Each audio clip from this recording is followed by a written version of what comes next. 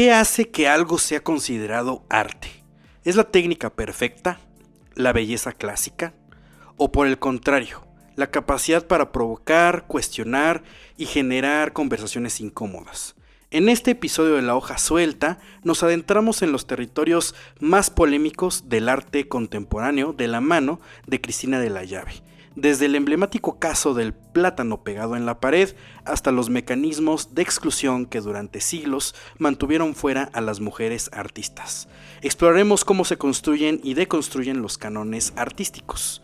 Descubriremos por qué el arte que realmente perdura es aquel que en su momento resultó disruptivo, y cómo los museos han transitado de ser templos elitistas a espacios de la mediación cultural. Una conversación necesaria para repensar todo lo que creíamos sobre el arte y su función social.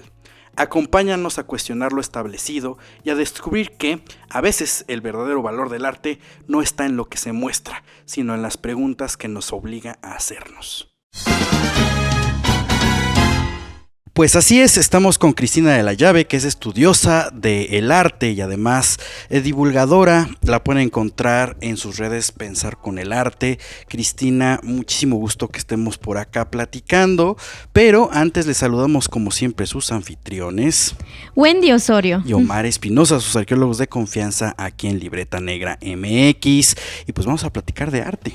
Sí, bueno, muchas gracias por la invitación a ustedes dos y qué gusto volver a compartir espacio también. Así es, y bueno, es un espacio que además nos va a permitir hablar con un poco más de calma sí. y detenidamente. Este tema que, bueno, querida comunidad de Libreta Negra MX, seguramente nos interesa mucho y queremos saber más porque igual y tenemos ciertas ideas que no necesariamente representan la realidad sobre este amplio panorama diverso y complejo de lo que es el arte, Cristina. Pero vamos a empezar con una pregunta que es súper esencial, como que tú nos cuentes como especialista también. ¿Qué es el arte? No, justo esa es una de las preguntas que yo creo que más me hacen y que más he escuchado dentro de mi carrera, pero que justo yo diría que no tiene respuesta. O no hay una. O no hay una, o no hay una. Claro, cada investigador, cada académico, cada persona va a tener como que su propia perspectiva de lo que es el arte, pero de lo que yo he aprendido no podría como delimitar y decir qué es arte porque justo estaría excluyendo muchas cosas. Ya no le estaría dando permiso a distintas formas de creación, tanto en este momento como para las que vienen.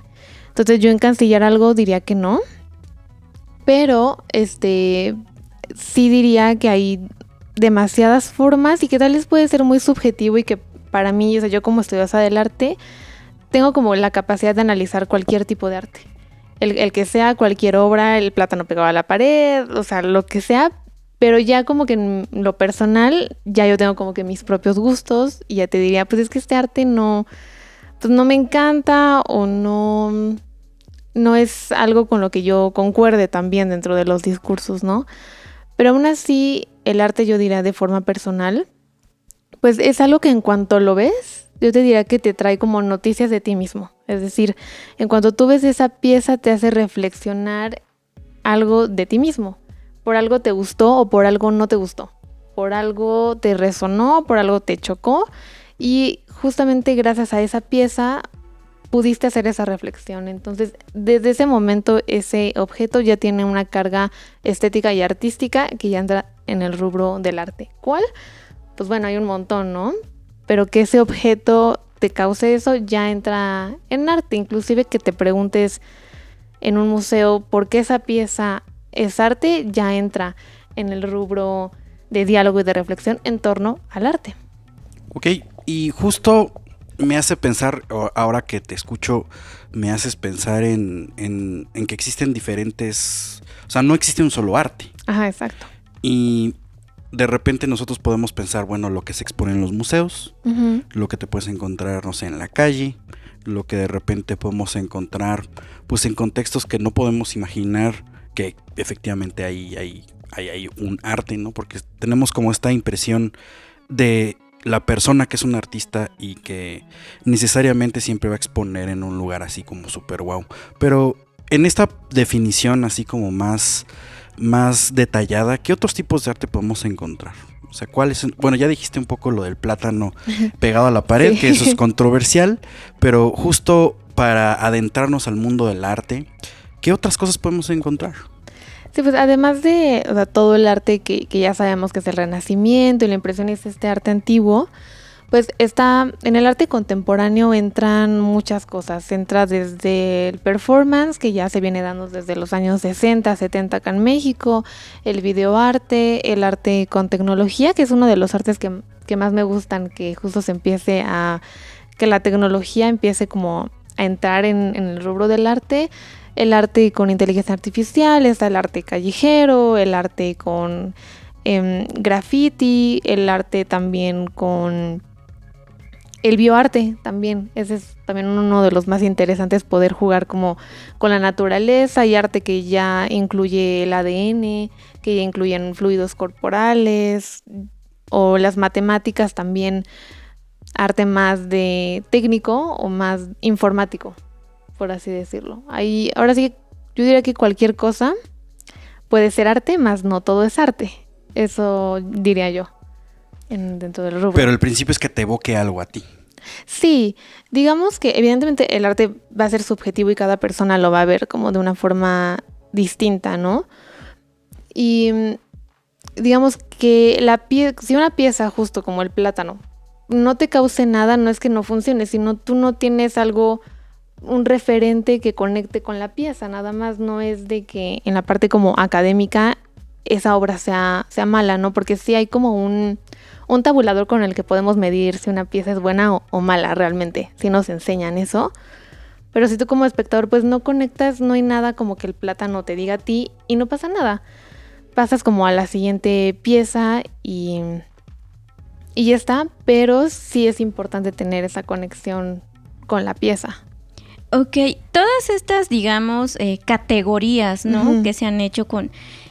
yo pienso que por un lado tienen este propósito, ¿no? Que también para quienes se dedican al estudio del arte, desde la historia o la curaduría o diversas otras formas de abordarlo, pues también es esta cuestión, ¿no? De ordenarlo precisamente, ¿no? Para abordar sus estudios en parte, pero...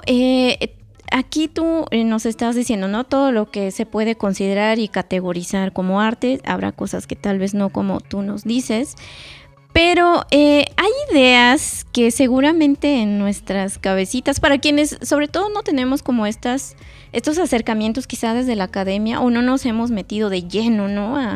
A investigar sobre el tema. Pero hay ideas que igual y para ti y para nosotros ya son como obsoletas, como esta cuestión de las bellas artes. Sí. ¿No? Que yo creo que también es una categorización, pero ¿de dónde viene como esta cuestión? Sabemos que todo, bueno, lo que nos estabas diciendo, ¿no? De todas estas categorías tienen fundamentos quizás más desde la academia, ¿no? Sí. Pero esta situación de clasificar quizá lo que además es arte, pero además esto de las bellas artes, y que además otra idea asociada es que quizá estas muestras de arte o este arte los encontramos solo en determinados lugares, ¿no? Como los museos, cuando la realidad es que no es así. ¿Qué nos puedes decir sobre estas dos cuestiones? Sí, bueno, justo la categoría de las bellas artes, o sea, son cánones artísticos que venimos arrastrando desde el siglo XVIII, que es justamente en el siglo XVIII cuando se crean estos justo cánones artísticos que quieren intentar volver a los griegos. O sea, yo diría que cuando se piensa como en un arte perfecto o lo que sí es arte, muy en el fondo queremos volver a los griegos. O sea, creo que es la cultura máxima o el referente máximo de todo el mundo. Muy como que en el fondo, ¿no? En el siglo XVIII se quería regresar a lo perfecto, a lo simétrico, justamente a lo blanco, a esas esculturas monumentales y dejar a un lado todo lo que no iba a entrar. Y es por eso que también justamente los impresionistas tuvieron mucho problema con ello, que se salieron de la línea. Ellos dejaron como de limitar el lienzo y al momento de poner manchas la academia dijo como no, esto no tiene orden, no tiene sentido, no gusta. Entonces sí viene desde intentar excluir todo lo que no entre en algo en algo clásico, por decirlo, en este pensamiento clásico, pero que ya con el paso del tiempo pues nos damos cuenta que, bueno, y se me hace muy curioso decirlo, que el arte que hoy en día creemos como perfecto, como el ideal en todas las épocas, es el arte que no se quería en la época en la que estaba sucediendo. Que eso va a pasar pues hoy en día, igual, o sea, el arte callejero, el arte disidente, que hoy en día justamente no entra en los cánones de una galería, que no entra en los cánones de un museo, es que el que va a pervivir, es el que va a durar pues en los siguientes años cuando vengan pues los nuevos historiadores, ¿verdad? El que va a trascender. El que va a trascender es realmente el que no gusta. Realmente, así funciona. Eso nos habla mucho del espíritu humano, porque al final... Sí. Al final, de repente se comenta mucho en círculos de pedagogía o de sociología, o un poco, pues en general, en la conformación de lo que ahora llamamos generaciones, ¿no? O sea, generación Z, que los millennials, que los baby boomers. De repente esas actitudes de rebeldía, ¿no? Están representadas en ese tipo de expresiones artísticas. Entonces, cada uno tiene una marca y ahora sí que la referencia sería que a todos estos artistas, ¿no? En la primaria los regañaban que se salían de la rayita, ¿no? Ajá, exacto. Sí, viene desde ahí. Entonces, y al final ellos son los que van a marcar una tendencia que ahora ya reconocemos. Y eso es interesante porque hace rato lo mencionaste, ¿no? Que tú lo habías estudiado y que hay una manera incluso de ordenar un poco estas tendencias o lo que llamamos estilos. A lo mejor ahorita nos podemos meter a definir también lo que es un estilo artístico, que es todo un rollo, yo sé, pero también esta conversación viene de lo que estudiaste, ¿no? Al final del día, que es historia del arte. Entonces también es un juego entre los dos conceptos, entre arte y cómo estudiar estas expresiones. Entonces también platícanos qué es la historia del arte y también cómo, desde tu perspectiva, cómo te tocó vivirlo, porque normalmente aquí en México, pues también sucede eso, ¿no? Seguramente te tocó, no sé, a nosotros desde la arqueología sí, pero es como de ¿cómo vas a estudiar historia del arte? Te vas a morir de hambre, ¿no? Entonces aquí estamos. Sí, sí, de hecho sí pasa. Sí, justamente ese comentario, te vas a morir de hambre, no se puede, el campo es bien cerrado y así, pues es algo que te lo dicen pues desde que empiezas, durante y yo creo que después, ¿no? De la carrera. Pero también como que yo entré con muchas ganas a la carrera porque justamente no es una carrera que nadie me obligó a estudiarla. O sea, la estoy estudiando por gusto, porque quiero hacer algo con esto, ¿no? Y como les mencionaba, cuando entré a la carrera, o sea, entras como con una idea. O sea, y la verdad yo entré con una idea de arte clásico. O sea, yo entré con un gusto por el arte antiguo, por el Renacimiento, por el arte virreinal. Y ahorita puro por la Edad Basquiat. Media. Ajá, o sea, ahorita puro Catelán. El plátano pegado a la pared. Pero sí, yo entré como con esa idea clásica y como de nada más estudiar los estilos, que justamente eso es la historia del arte. O sea, la historia del arte es solamente como la compilación de distintas corrientes artísticas y ya está.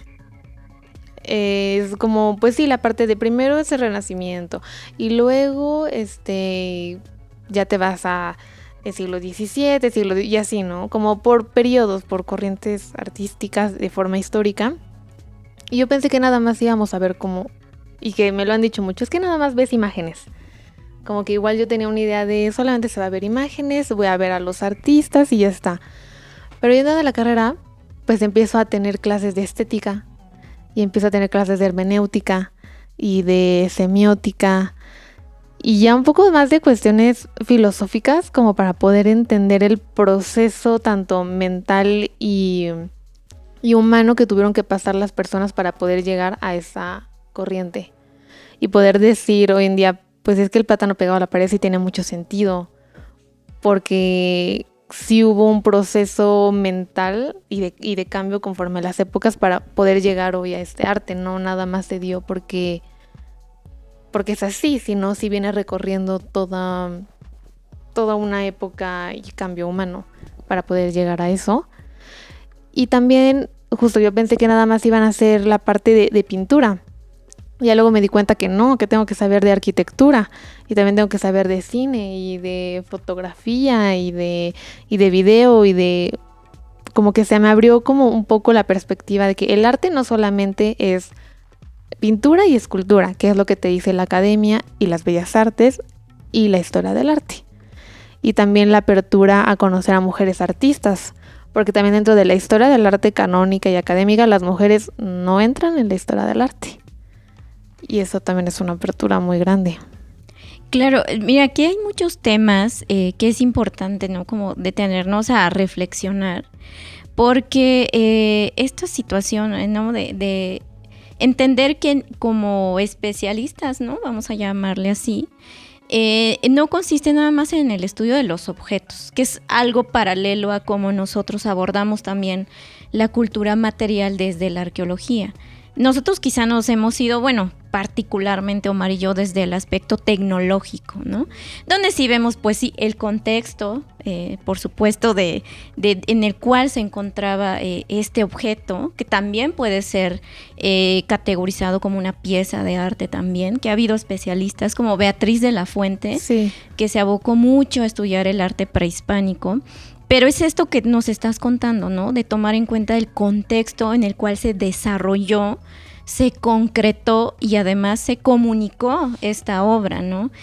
Yo creo que debe ser algo muy complejo. O sea, lo comento también porque para nosotros es complejo pensar en que podemos abordar el pensamiento humano que de algún modo deja huellas, sí. Deja huellas, ¿no? En estos materiales. Entonces, en este aspecto, seguramente representó, ¿no? Para ti también como enfrentar esta realidad de cómo se estudia actualmente, sí, ¿no? Actualmente. El arte y la historia del arte. Pero también aquí yo quiero que nos compartas dos aspectos que mencionaste. Uno que dijiste, bueno, yo entré por el gusto y porque para mí es algo importante, ¿no? Que eso también me gustaría que nos compartieras el por qué estudiar arte y además el arte en sí mismo, ¿qué importancia tiene para la sociedad? Nos has dicho, bueno, para ti, por eso decidí estudiarlo. Sí. Pero me atrevo a pensar que también el aspecto a nivel colectivo es algo que se reflexiona, ¿no? Y que para ti también seguramente ha representado algo bajo lo cual, pues, plantearte preguntas, ¿no? Finalmente, ¿para qué sirve el arte dentro de una sociedad? Y también esta cuestión de qué tan complejo puede ser, o cuáles son los retos cuando tú te enfrentas, por ejemplo, al campo laboral, ¿no? Que igual no solo es ser curadora de arte o es trabajar en los museos, ¿no? Sí. Igual yo creo que, o sea, la importancia del arte y la cultura, pues es que, o sea, representa algo muy, muy humano de nosotros, que me parece que en la sociedad en la que vivimos y desde hace muchos años, como que esa parte humana, como que ya no. O sea, ya es puro como producir, no reflexionar, no dialogar, todo muy individual. Y eso pues nos ha llevado hasta guerras, ¿no? Nos ha llevado hasta conflictos, pues que no humanos, o sea, que ya nos haciendo como que desprendernos de esta parte sensible que tenemos, nos ha desensibilizado, que yo creo que esa es una oportunidad que nos brinda el arte y la cultura, ser más sensibles, poder percibir, poder dialogar, poder crear sobre todo, ¿no? Yo creo que y sí, o sea, el autoconocimiento y el arte, yo diría que crea mundo, es decir, crea más posibilidades, crea más diálogo y otro tipo de oportunidades, pero también yo diría que justo el arte y la cultura es un detonante de transformación social. O sea, sí, yo estoy convencida que como lo mencioné en el encuentro, que sí está complicado, ¿verdad? Es complicado, es todo un reto, tal vez yo diría, pues no imposible, y yo esperemos que no sea tan imposible, pero sí lo veo como una vía pues muy linda para poder ser mejor en general, tanto contigo, con tu persona, y para con los demás y dejar algo bien, porque también justo en una sociedad muy materialista, que nos importa mucho como lo material y el dinero, pues el arte te viene a demostrar que pues no lo es todo. Y puedes, o sea, recibir cosas muy bonitas en tu propia persona, y es volver a ponerte la importancia de pues ser humano y estar vivo. Sí. Pues es que no dejamos de este tema, ¿no? Tan complejo, pero que es finalmente parte de nuestra esencia humana, ¿no? Esta parte sensitiva que ya aquí nos has dicho, el arte tiene esta cualidad o esta capacidad de evocar en cada uno de nosotros de maneras muy diversas, ¿no? Incluso el hecho de que es que es esta pieza del plátano, como se darán cuenta, está muy mencionado. Ya nos contarás un poquito más. Sí, amo. Nos contarás más, ¿no? Sí. Nos interesa mucho, Cristina, que nos cuentes qué hay detrás de lo que vemos, porque a nosotros nos llegó pues una imagen y esta reacción, ¿no? Esta parte que te estaba comentando, lo que evoca en nosotros, finalmente estas reacciones, ¿no? Que finalmente a veces nos hacen hasta cuestionar, bueno, pues, ¿en qué se ha convertido el arte, no? Hasta cuestionamos esto, pero en realidad también refleja como esta parte de dinámica y diversa de la sociedad, ¿no? No podemos quedarnos en el siglo de la época griega clásica y considerar que eso ya es el arte puro y bello, ¿no? Entonces, creo que es por eso, ¿no? El estar vivo, como tú dices, es parte, ¿no? De finalmente de nuestra esencia humana.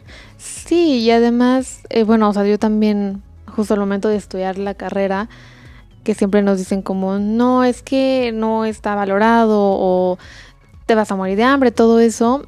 Pero pues al final, o sea, yo como que en mi reflexión dije, bueno, pero es que, por ejemplo, a quienes hacen cine, a la gente le encanta ir al cine. Tiene que haber gente que haga cine, tiene que haber gente que produzca. ¿Te gusta leer? Hay gente que hace las portadas. Hay personas que escriben, ¿te gustan las fotografías? O sea, como que está presente todo el tiempo, inclusive en donde habitamos, que es la arquitectura, y pasa desapercibida. Y eso como que me sorprende un poco, que el arte está todo el tiempo en nosotros y ese valor por el tipo de sociedad en el que vivimos pues no lo tiene. Ahora viene una pregunta engañosa. Ajá. A ver qué nos puedes decir. Que el arte puede tener esa cualidad también, ¿no? Sí. Es que yo me acuerdo de algunos cursos justo donde veíamos y reflexionábamos sobre qué era y qué no era arte, ¿no? Y esta parte de vocación personal colectiva era muy importante. Pero también me rompió, ¿no? O sea, una visión que también tenía en ese momento, de que todo tenía que evocar, pues ahora sí que emociones directas, positivas, ¿no? Y en realidad no, o sea, en realidad el arte puede evocar cualquier tipo de cosas, ¿no? Y que muchas veces muchos artistas están buscando lo contrario, están buscando que te provoque pues una repulsión incluso. Sí. Entonces eso también estaba dentro del punto. Pero la pregunta que quería hacer ahora que mencionaste, ¿no? Que vivimos rodeados de arquitectura y los libros que tienen portada. La música, sí. O sea, básicamente toda creación humana, ¿no? Pero en la actualidad hay profesiones que se dedican justo a hacer ese tipo de trabajo. Es decir, existe algo que se llama diseño gráfico. ¿Eso está dentro del arte también? Esa es la pregunta engañosa. No. Yo creo que mis colegas de producción de espectáculos me van a decir algo. Pues, o sea, tal vez no diría yo que todo el diseño gráfico entra en arte. Porque muchas veces hay cosas que se pueden quedar en la parte estética. En la parte de que se ve bonito, de que llama la atención. Pero como le digo, para tabular, el coeficiente estético se ve bonito, está bien montado, el diseño está bien, pero ya la parte artística, ya la parte del discurso, ya es como, no todo. Como te digo, cualquier cosa puede ser arte, mas no todo lo es.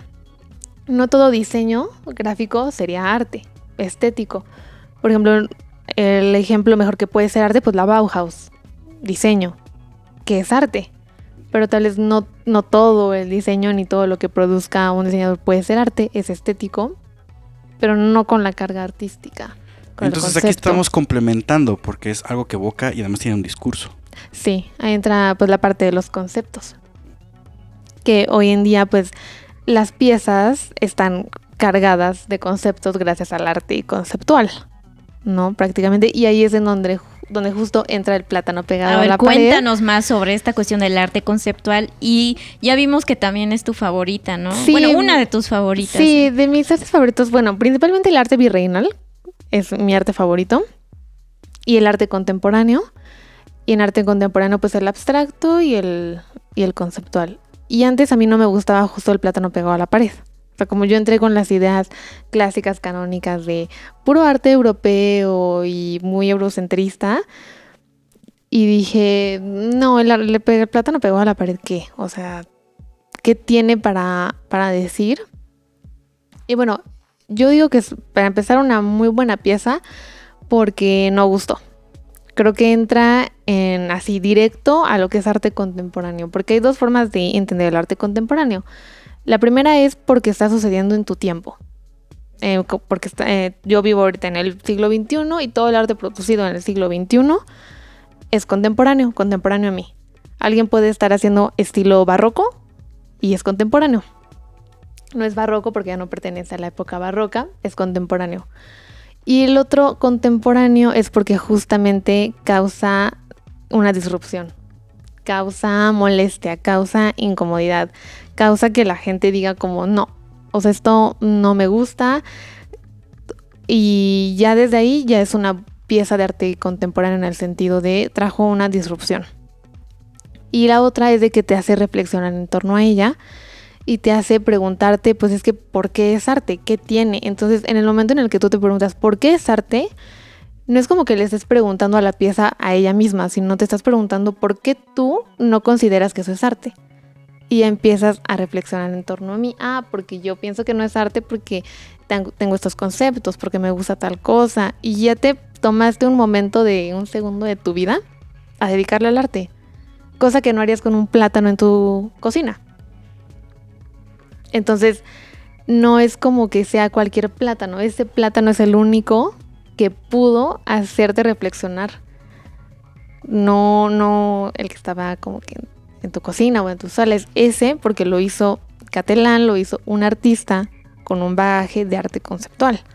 Entonces, no solamente está pegado pues así porque sí, ¿no? Y otra cosa de esa pieza también se me hace muy, muy buena porque salió de los circuitos del arte. Que eso también es muy complicado de lograr.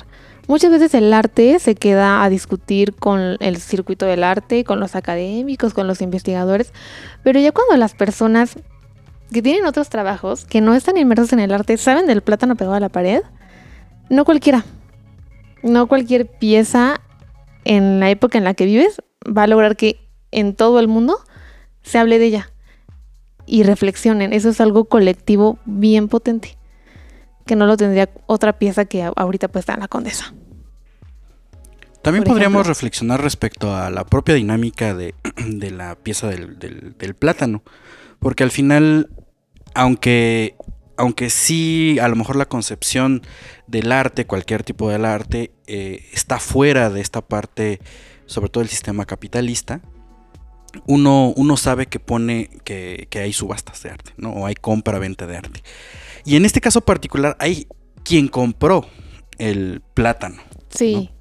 Pero en realidad, y eso es quizá parte de la divulgación, que ahorita vamos a hablar de eso, mucha gente se queda como, ¿cómo va a comprar un plátano? Y además la persona que lo compró lo quitó de la pared y se lo comió. Y se lo comió, sí. Pero en realidad no está comprando ese plátano. ¿Qué es lo que compró en realidad? Pues está comprando justo la idea, está comprando el concepto y más que nada la experiencia, o sea, está comprando lo que le hizo provocar a la gente. Es eso. Pero también es importante decir, y ahí viene lo complejo de lo que es arte contemporáneo o poder ser un artista contemporáneo, es de que el único plátano considerado arte contemporáneo es el primero, porque ya hay más, ya se han vendido como 4 plátanos. Entonces, pero ya el segundo la gente ya se acostumbró. Al segundo ya es así como, otro plátano pegado a la pared. Lo mismo. Entonces ya no provocó nada nuevo. Entonces la única pieza contemporánea es el primero. Y por eso también es muy complicado ser artista contemporáneo porque todo el tiempo tendrías que estar haciendo disrupción. Todas tus piezas tendrían que estar ocasionando incomodidad y por eso nada más es como pues la experiencia estética. O sea, ya muchas veces y ahorita ya no se considera como tal la pieza como arte, sino la propia experiencia. O sea, por eso pues sí, ya hasta si pones una basura en una galería, pues va a ser arte. Sucede mucho que luego vemos en redes sociales, así como de repente se le ocurre a algún youtuber o tiktoker, dice, voy a guardar un sándwich en un cuadro y me voy a meter así infraganti a la galería y voy a colgarlo. ¿Qué opinas de eso? Pues, o sea, bueno, mientras no le pase nada a la a la obra que quitó y esté bien resguardada, mi otra parte de gusto de arte antiguo diría, ok, tranquilo. Pero del otro creo que está bien porque es una forma de pues corromper el museo o la galería, porque también pasa mucho que esa pieza contemporánea en cuanto entra a una galería o un museo ya entró al sistema. Ya lo adoptó el sistema. Aunque sea un museo, aunque sea una galería. Ya el sistema ya se, ¿cómo decirlo?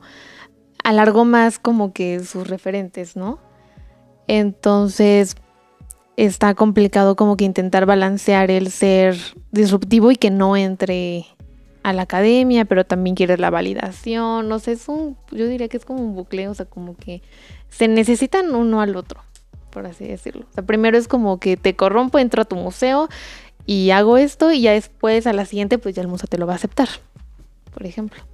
Y hablando de estos espacios, ya que tocas el tema de los museos, ahorita hablando de aquellos que tienen estas temáticas de arte contemporáneo, que ya entendimos también un poquito, ¿no? Porque ya nos contabas de que esto que es disruptivo y que va a generar muchas veces incomodidad o aparentemente desinterés, pero en realidad pues no, el hecho de que nos evoque algo y que además externemos una opinión a veces negativa respecto a la experiencia que tuvimos, sobre todo en estos espacios donde hay exposiciones de arte contemporáneo, porque no sé qué tan estadísticamente, qué números haya, pero muchas experiencias de gente que va a veces por primera vez a este tipo de museos, generalmente sale con una experiencia en la que no quieren volver. No lo entendí, no me gustó, pero esta parte de no lo entendí, ¿qué barreras hay en cuanto a la propia museografía, el propio museo o las propias obras para que exista como esta situación en la que es que no entendí qué es lo que me estaban queriendo comunicar, ¿no? Pero finalmente, pues, esa es la idea, ¿no? También transmitir, comunicar.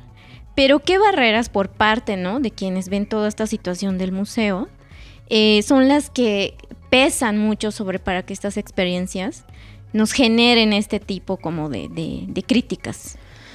Yo creo que son bastantes, o sea, yo creo que desde el hecho de que el museo no se inventó para educar, o sea, los museos no fueron inventados para que la gente entrara, no fueron creados para que la gente pudiera ver las piezas. Los museos se crearon para conservar piezas de colecciones privadas, empezando por el Renacimiento, con los Medici, que fueron ellos, digamos, gracias a ellos existen los museos y lo que hoy vendríamos como una galería, que estas familias empezaban a... Bueno, y esa es otra también concepción como de artista, que ahorita tenemos como el genio creador y esta parte, cuando antes en la antigüedad ser pintor era trabajo por encargo. No había ningún tipo de algo artístico, no era como que ellos decidieran los temas, simplemente era lo que el rey, el mecenas pedía y se pintaba. Inclusive la concepción y palabra arte como tal se inventó en el siglo XX. Entonces no tenemos como que muchos años intentando descifrar qué es arte, apenas se inventó en el siglo pasado. Y teniendo en cuenta de que los museos se inventaron para solamente preservar y guardar y que estas personas pudieran entrar a estos espacios, pues ya desde ahí te da una idea de que pues la mayoría no está invitado a a entrar a los museos, ¿no? Porque en su misma concepción, así es como se crearon. Ya después, cuando se empiezan a abrir al público, es nada más ver. Justo ver y no tocar. Es todo. O sea, vamos a empezar como que a abrir, bueno, también porque las casas reales empezaron a caer y la monarquía cayó, y de ahí se abre el paso, ¿no? A estos museos. Y la gente puede entrar, puede ver, pero no puede preguntar, no hay nada, porque esa no fue su función. Y es hasta el siglo XX, igual, hasta el siglo pasado, y no tiene mucho. Yo diría que es apenas en los años 60, tal vez en los ya un poquito más 70, que los museos empiezan a dar cuenta que la gente importa. O sea, y está fuerte que hace nada los museos voltearon y dijeron, bueno, es que hay gente que nos viene a ver. O sea, inclusive muchas veces como que en los parámetros de los museos, primero va la obra y después las personas. Inclusive, evidentemente, al momento de un terremoto, al momento de algún siniestro, primero es la obra y después las personas. Entonces, desde ahí ya ves que pues, las personas y el público no estaban considerados en nada, y venimos arrastrando estos problemas, y sumándole a la academia y a la investigación, que el resto de historiadores piensan que su conocimiento no se debe de compartir, que el conocimiento no se comparte, que se va a quedar, y que por ende no tenemos esta responsabilidad para compartirlo, ¿no? Que yo no estoy de acuerdo con ella, que me parece que como carreras humanistas sí tenemos esta responsabilidad cultural de compartir el conocimiento, pero hay muchas veces que no es así, y por eso se cierran los circuitos. Y lo que me comentaste de que las personas justamente dicen, es que no entiendo, me parece que también es un discurso muy ocupado en la academia de es que no nos entienden, cuando yo creo es que no nos explicamos, más bien. No es como que no nos entiendan, no, claro que entienden, claro que las personas van a entender. La cuestión es de que yo no me explico bien, yo no me doy a entender, nadie de los investigadores ocupa el lenguaje para el público con el que habla, ¿no? Entonces, y también se le llama el cubo blanco, justamente el cubo blanco pues son las galerías, es el museo, son estos espacios literal de paredes blancas que imponen mucho, porque por lo mismo, esta idea blanca, esta idea de griega, de todo debe ser perfecto y no vas a poder como entrar. Hay muchas que ni siquiera tienen ficha técnica, nadie te explica nada, y hasta apenas tendrá como unos 10 años, 15, que empezaron a decir, es que la mediación. Apenas el concepto de mediación lleva en funcionamiento 15 años, que es nada. O sea, nada. Antes la mediación, eso de visitas guiadas, que el recorrido, que el dibujo, que ven a pintar, que ven acá, tiene muy, muy poco tiempo, porque pues se dieron cuenta que el museo no acerca, sino aleja. Y si no hay gente que vaya, entonces, ¿cómo por qué voy a tener una exhibición? Desde tu punto de vista, ¿estos espacios necesitan a la sociedad, Cristina? Sí, totalmente. Un museo no va a funcionar si no va gente. Y lo mismo pasa en las galerías, que igual mi carrera es muy, muy teórica, es muy de... Sí, pura teoría, pura investigación. Y es hasta, yo diría que en el último semestre que llevamos la materia de arte y educación y museografía, que mis profesoras es así como de... que nos dijeron como, oigan, las vemos como muy... Pues sí, obviamente muy de academia, pero como que no están viendo que hay gente afuera que va a ir a ver lo que hagan. Como que muchas veces hacemos curaduría pensando en nosotras. En nosotros, en yo quiero que se lea así y quiero poner esto, pero no tomamos en cuenta que va a haber gente que lo va a leer. Entonces, y le damos también mucho peso a las inauguraciones. Como la inauguración es el día importante y que el vino y que la plática y la relación pública, pero después dices, bueno, ¿y la siguiente semana? Porque las personas que van a la inauguración no van a volver. O sea, las personas que fueron a esa noche no son tu público que van a ir los siguientes días a seguir viendo la obra, sino son las personas que se van a enterar, que van a pasar caminando a la galería, que van a pasar caminando al museo. Pero da la casualidad de que no le estás hablando a ellos, cuando en realidad son la gente que sostiene toda la exposición realmente. Pues hay un montón de rupturas, entonces, dentro de los temas de arte y sobre todo, como dicen, quizá los últimos 15 o 10 años. Dentro de ahora tu experiencia personal, dijiste, yo entré a la carrera, tenía esta idea fija de el arte en su sentido clásico y te encontraste con todo esto que pues es sumamente múltiple, variado y pues diverso. En ese sentido, también tenemos otros temas que rompen con el paradigma artístico, ¿no? Por un lado, dijiste la figura del genio creativo y mayoritariamente pensando en genio masculino.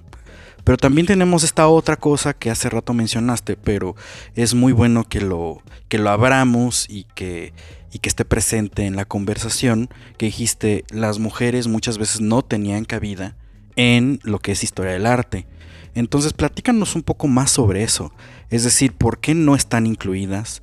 ¿Por qué sí están presentes? Porque evidentemente estuvieron presentes de diferentes maneras. Aquí les recordamos a nuestra audiencia que tuvimos hace un par de meses un capítulo especial sobre las personas que modelan, sobre todo las mujeres que modelan para el arte, con la historiadora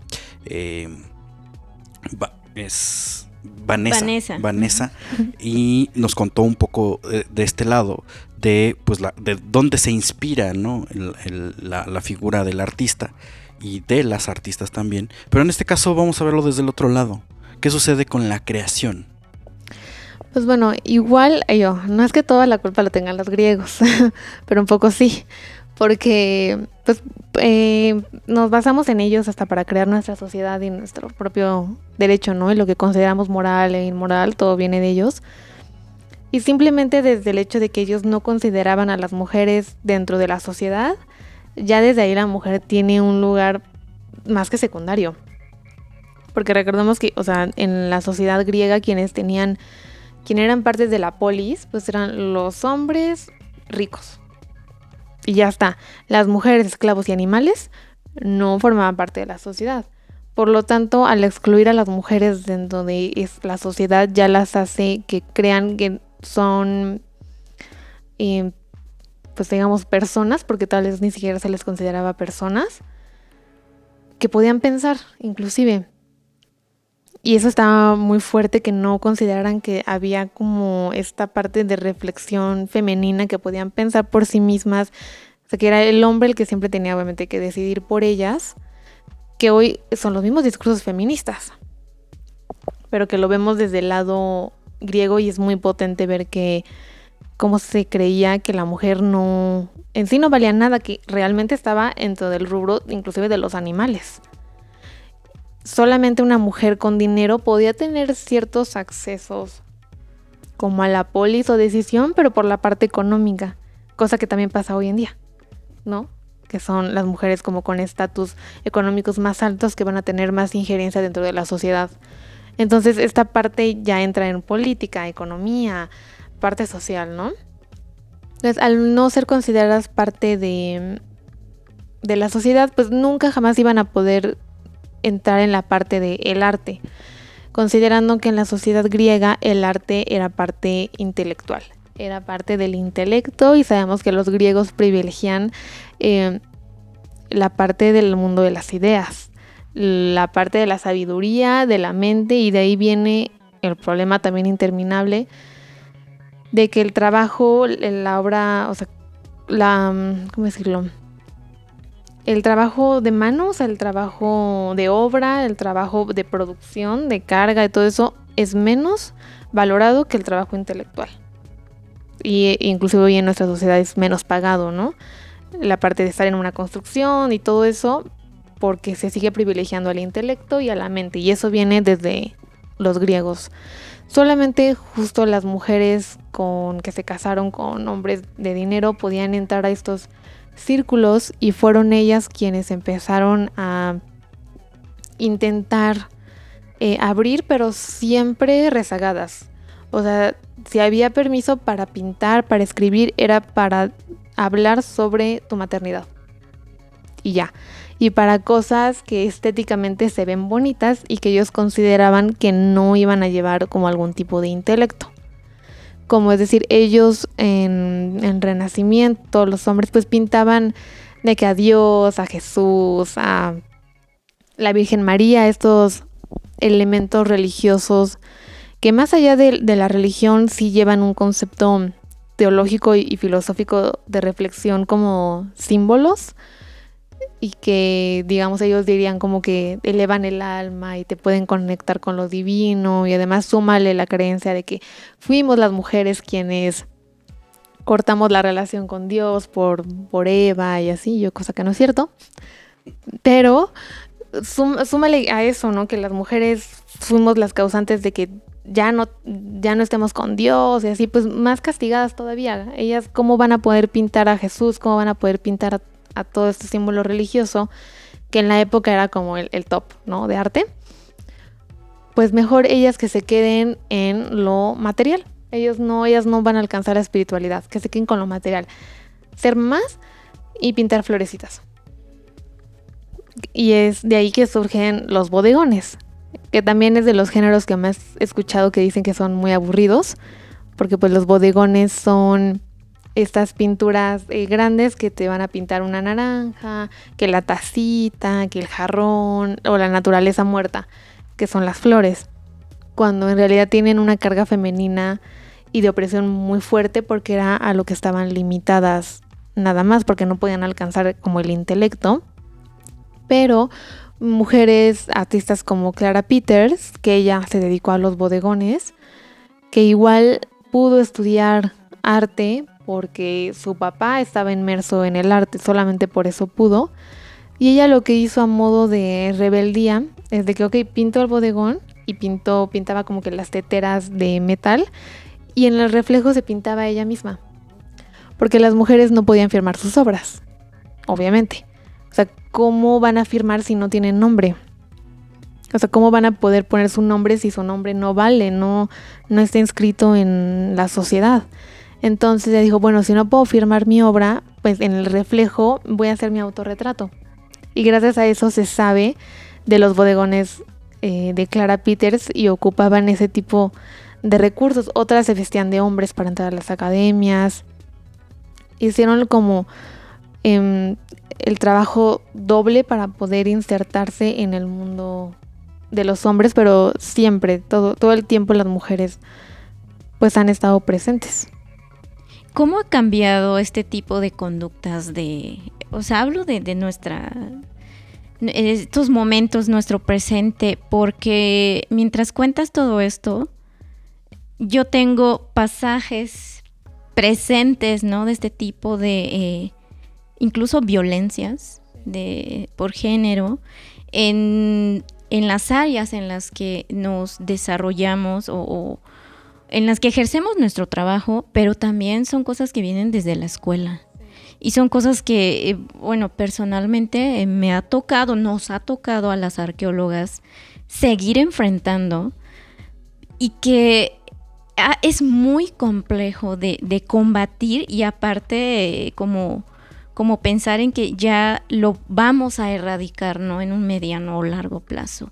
Es como algo sumamente arraigado en el aspecto académico, en los espacios de trabajo, ¿no? Entonces, como esta división incluso de tareas, ¿no? Es que las mujeres son más buenas o mejores estudiando a las propias mujeres, ¿no? Entonces, ¿cómo en estos espacios donde se aborda el arte, ya sea ejerciendo o desde la escuela, se llega a discutir, si es que se llega a hacer, pero también cómo es actualmente? ¿Ha cambiado? Sabemos que se discuten, ¿no? Se discuten y eso es importante, pero ¿qué se ha logrado? Vamos a pensar en eso.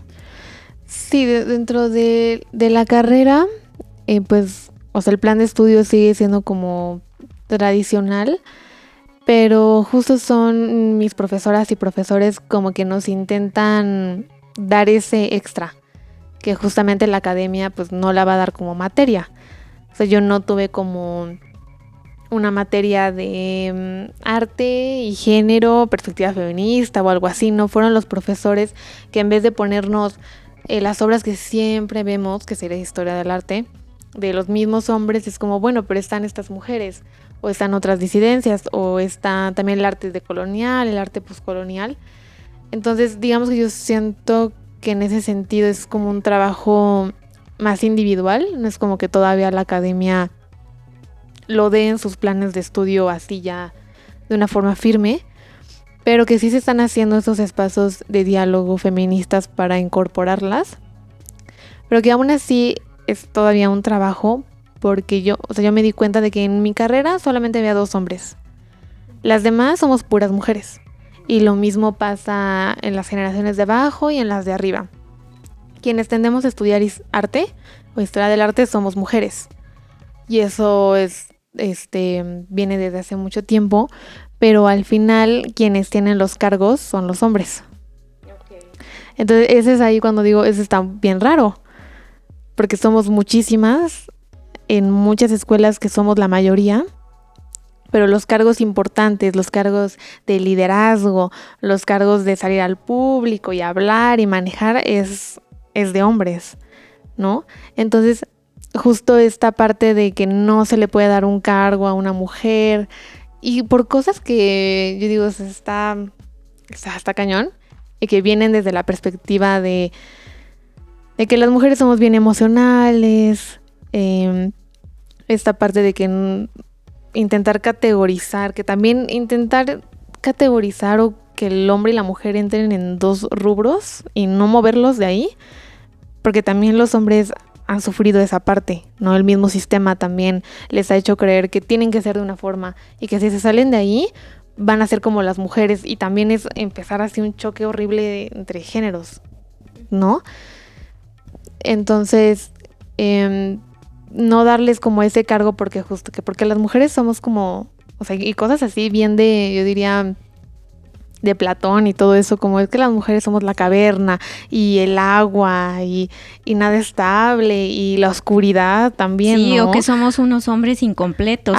Sí. Sí, Aristóteles, sí, estamos hablando a ti. Es que, o sea, por eso digo, los griegos, o sea, amamos esas culturas, pero sí, claro, esa idea, porque ha trascendido en el tiempo y sigue impactando. O sea, la idea de que los ovarios son los testículos que no crecieron, sí. O sea, espera, está cañón, o sea, está muy fuerte que piensen que justo que somos hombres incompletos, que nos faltó esa parte fálica y que por lo erecto es lo firme y no sé qué, y que justo nosotras más acuosas y más caverna y más misteriosas y oscuras y brujas y somos quién sabe qué, ¿no? Es muy fuerte esas ideas aristotélicas griegas vienen a permear que hoy en día, porque pues así siempre he escuchado como un comentario de que justo una mujer no podía liderar un país porque habría guerras, que porque no nos llevamos bien entre mujeres, que nosotras mismas nos vamos a poner el pie y que somos, o sea, todas estas ideas que envuelven a lo que es ser mujer. Y que muchas veces se piensa que la política no es sentimental y no es emocional. No, sí. La política tiene mucha parte emocional y sensible que piensan que no. Sí, porque si las decisiones se hicieran pensando, como dicen, no con el estómago. Ajá, creo que el panorama sociopolítico en México del último siglo sería muy diferente. Sería muy diferente. La política es emocional. Hay una filósofa, ahorita no me acuerdo el nombre, que justamente habla de eso, de cómo la política es emocional y de cómo se toman las decisiones políticas de un país mediante el enojo, mediante emociones, puro sentimiento. Sí, como es mayormente reacción, ¿no? Exacto, no es tanto como que el intelecto y las ideas, no, sí es mucho emocional y pues bueno, pues quienes gobiernan los países, ¿verdad? Entonces, no, yo digo como que la idea ahí no me cuadra. Pero justo en esta parte, pues la mayoría estudiamos arte y en los cargos son hombres, entonces me parece que todavía sí hay mucho que trabajar por ese lado. Y pensando justo, retomando en todo esto, tomándolo en en esto como una tarea pendiente, ¿cómo podemos o qué le haría falta al arte para cambiar ese enfoque? Ay, yo creo que yo dejando de leer el libro de Historia del Arte de Gombrich, no, es justo, o sea, ese tipo de conocimiento que ya no es que esté mal, es una buena fuente de consulta, pero no cerrarlo, o sea, abrirlo, o sea, que si bien como lo hacen justamente mis profesores, que bien el plan de estudios no toca esos temas, pero ni modo, los voy a tocar, y a fuerzas, y me parece que en estos momentos, sí, obviamente el diálogo es muy importante y abrir esos espacios, pero la acción también. Creo que ahorita es un momento más de actuar y más de disrupción y contundente y abrir paso fuerte que esperar un poco sentados a ver cuándo cambia, porque si no lo hacemos y no nos paramos enfrente, pues las cosas no van a seguir igual, me parece.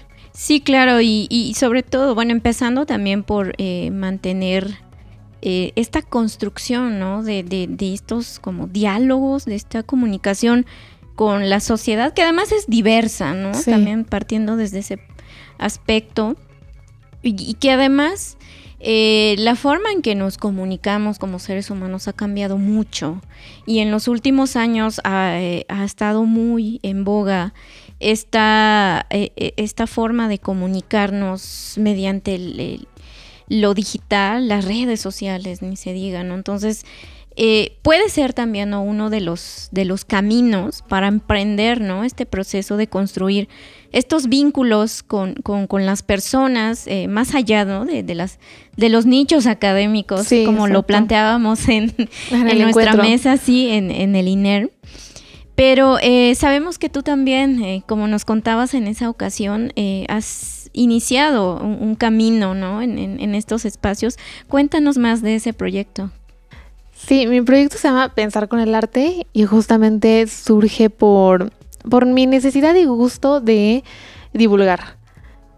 Justo en el último semestre de la carrera, pues me di cuenta que yo estaba justo muy inmersa en la teoría y el arte y mis cosas, pero como que sí me cayó el 20 de también tengo esta responsabilidad humanista como por la propia carrera de querer acercar a las personas, y justo no quise ser como un eslabón más de ese sistema que nada más me va a guiar a ser investigadora, a ser una académica de un museo. Y ya, como que dije, no, yo no quiero contribuir o seguir contribuyendo a esa parte. Me voy a abrir para otros espacios, para otros públicos. Y es así que empecé a participar en la radio, en Radio UNAM, en la Universidad del Estado de México, ahí en sus propias cabinas. Y ya después justo mi propia universidad se empezó a dar cuenta y me brindó el espacio de tener la cabina, y dije, bueno, ya teniendo este espacio, lo que voy a hacer es invitar justamente a artistas, curadores, investigadores, pero para hablar de una forma accesible del arte. Y esto va a ser una plataforma gratuita para que todos puedan acceder a ella, y ya de ahí creé justo mi página en Instagram, teniendo siempre la responsabilidad cultural y tomando en cuenta el impacto que puede uno tener en los medios. Claro, es que es una chamba muy grande, sí, de comunicar lo que uno sabe. Muchas veces, y quizá ahorita desde tu propia experiencia lo podemos acotar, muchas veces no es bien tomado desde la academia o desde gente, como bien dijiste hace un momento, que el conocimiento solamente se ve quedar en un rubro por alguna razón, y pues también abriendo puertas la gente lo valora. Es decir, muchas veces la propia gente que pues circula en el mundo dice, yo quería ese contenido, yo estaba buscando eso, y ahora ya le puedo poner al radio, o le puedo poner en lo que estoy scrolleando en Instagram, y digo, esto es lo que yo quiero, ¿no? Entonces, ¿qué te ha pasado a ti? Sí, hasta ahorita no he tenido como directamente cuestiones así críticas, Pero, o sea, justo sí he visto como que han dicho, pues es que es Instagram. O sea, ¿qué tiene de serio una plataforma como Instagram? ¿No? ¿Qué tiene de serio Spotify o YouTube? Porque justamente están acostumbrados a que la información y la investigación va a ser por medio de una tesis que se va a guardar en una biblioteca. Que la leen 5 personas. Ajá, que la leen 5 personas o nunca nadie va a leer tu tesis. O sea, no. Me han pasado más que eso, que creen que esas plataformas no son serias. Y que sí me parece que hay que balancear o hay que eso ya va a ser como con la práctica, intentar balancear la difusión y la divulgación. Intentar que si el camino que estás eligiendo pues sí sea la divulgación, es asegurarte que el contenido sea de calidad, pero al mismo tiempo al serse una plataforma muy, muy rápida, hay que balancear como el nivel, pero como lo mencioné en el encuentro, a mí como que no me preocupan mucho los números, tener como los 100,000 seguidores, los 200,000, sino es de que si a 2 personas les interesó y realmente se llevaron algo, bueno ya. O sea, esa es la parte de la divulgación. Esa es como la parte importante y el propósito, no tanto como la suma de números grandotes. Claro, y esto yo también quiero recalcar algo que luego hemos comentado también con otros y otras colegas, ¿no?, que tienen este tipo de proyectos. Nosotros, es cierto, no vamos tras un número necesariamente, sino vamos con las personas, ¿no?, a generar estas comunidades, estos vínculos. Y con respecto a los que son y se sienten, y no digo que sea malo, pertenecientes más a esta comunidad académica, no estamos buscando su validación.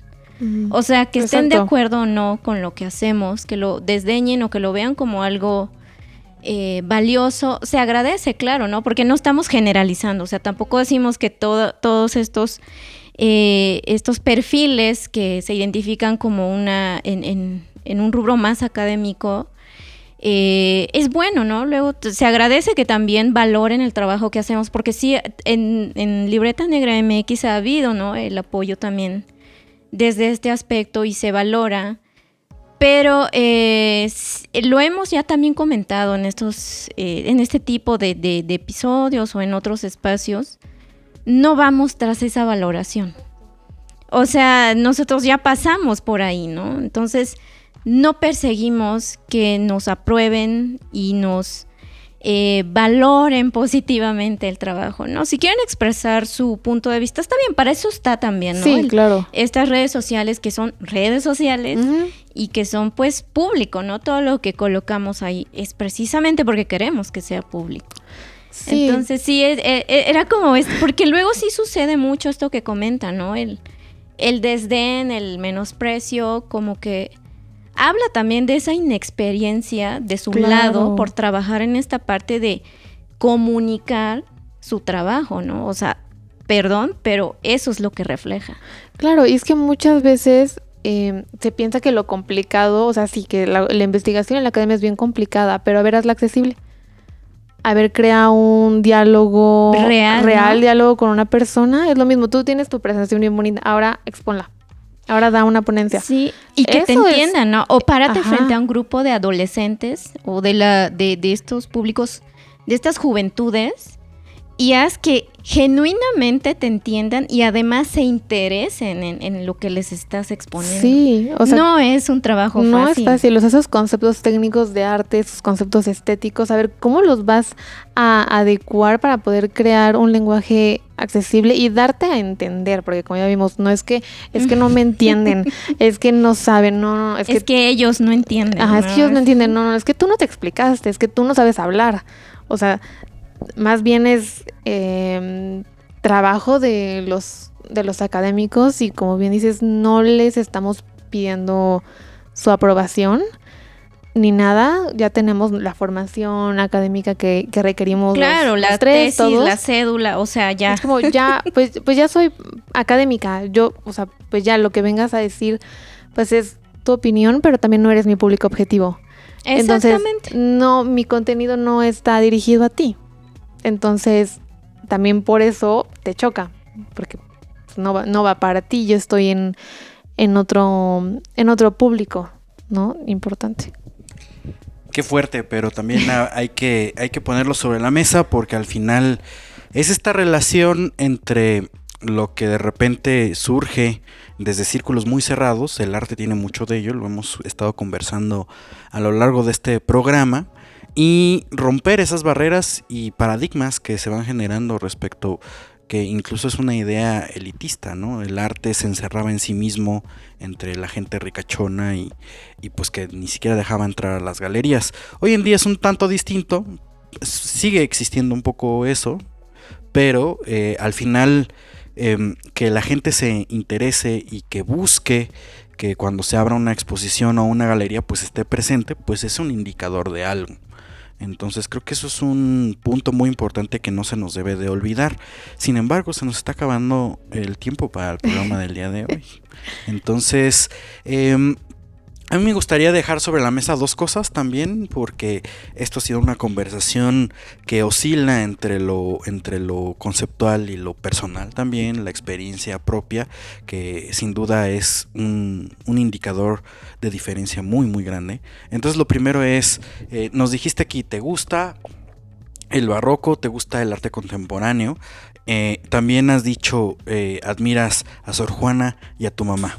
Entonces, ¿qué es lo que más representa o lo que más le gusta a Cristina? O sea, si tú tuvieras que elegir una obra de arte y te la vas a quedar... La pregunta del hijo favorito. Sí, si tú tuvieras que elegir una obra o una corriente artística, vamos a ponerlo más amplio. Uy. Algo con lo que te tuvieras que quedar en una isla desierta, ¿con qué te quedarías? Pues yo creo, o sea, una obra que me dejaría como que pensando, o sea, para no volverme loca, y que me gusta mucho, pues yo diría que Blanco sobre Blanco de Malevich. Esa. Ajá, Blanco sobre Blanco de Malevich. No sé si la han visto. No lo tengo en la mente, pero explícanos. Ajá, un Blanco poco. sobre Blanco es, o sea, real, es el lienzo blanco y adentro hay un cuadro blanco. Maravilloso. Pero divino. Ajá. Y la segunda parte es artistas que admiras. Artistas que admire. Uy. Yo creo que como tal, los impresionistas creo que hicieron un gran trabajo con su arte contemporáneo de su época. Tina Modotti me gusta mucho. Y yo siempre la voy a mencionar a Frida Kahlo. Siempre. ¿Quién más? Me encanta Yayoi Kusama. También su obra. Clara Peters. Varias mujeres del Renacimiento, místicas. Y pues Sor Juana. Sí, siempre Sor Juana. Perfectísimo. Y la pregunta de cierre es, ¿cuál es el futuro del arte? ¿Cuál es el futuro del arte? Hay futuro. Claro ¿Hay que futuro? lo hay. Sí, ¿Cuál es? sí, empezando por ahí, sí, yo digo que sí hay futuro. Pero justo yo creo que el futuro, o sea, por como, o sea, voy viendo que se están volviendo a abrir estos discursos de coloniales, poscoloniales, volver a leer. Creo que es justamente un momento de detenernos y volver a replantearnos todo lo que se nos ha enseñado. Creo que es un buen momento para ya dejar a un lado todos los cánones y ya no seguir perpetuándolos. Yo creo que el arte viene a volver a hacernos reflexionar en torno a lo aprendido. Pues ahí está, nos quedamos con mucha chamba pendiente en este espacio que no nos dedicamos directamente al arte, pero lo comentamos también. También trabajo pendiente que para quien escuche las autoridades y gente que está en puestos directivos, ¿no? Así, Sí. ya saben, entonces la próxima vez que visiten un museo que tiene nombre de Juguito, pues pueden escuchar este programa y ya después van para allá. Sí, exacto. Pero bueno, recuérdanos dónde te pueden encontrar, Cristina. Me pueden encontrar en Instagram y en Spotify como Pensar con el Arte. Pues ahí está, para que le pregunten también directamente a Cristina. Sí. Y también a nosotros, aquí en Libreta Negra MX. Síganos en todas las redes sociales, en las principales plataformas de podcast y por supuesto el contenido de YouTube. Pues nada, Cristina, muchísimas gracias por venir a conversar. Gracias a ustedes. Nos quedamos con un montón de cosas. La verdad es que desde la parte reflexiva y esta concepción del arte moderno. Obviamente quedan muchas cosas fuera, ¿no? Sí. Pero de todos modos es un inicio, a ver si luego se nos ocurren otras cosas para seguir hablando. Sí, claro que sí. Gracias. Y pues bueno, esto ha sido por en esta ocasión en La Hoja Suelta, este podcast para debrayar un poco sobre cultura, historia y arqueología. Nos despedimos, pero les recordamos que nunca se les olvide que cultivamos memorias. Nos vemos la siguiente vez con otro gran tema. Gracias. Buenos días, buenas tardes y buenas noches, por si no nos vemos. Seguimos cultivando memorias en La Hoja Suelta. No olviden compartir este podcast para generar más conversaciones. Deja un comentario o like para conectar contigo. Califícanos en esta plataforma. La Hoja Suelta es una producción de Libreta Negra MX, Wendy Osorio y Omar Espinosa. Síguenos en redes sociales. Cultivamos memorias.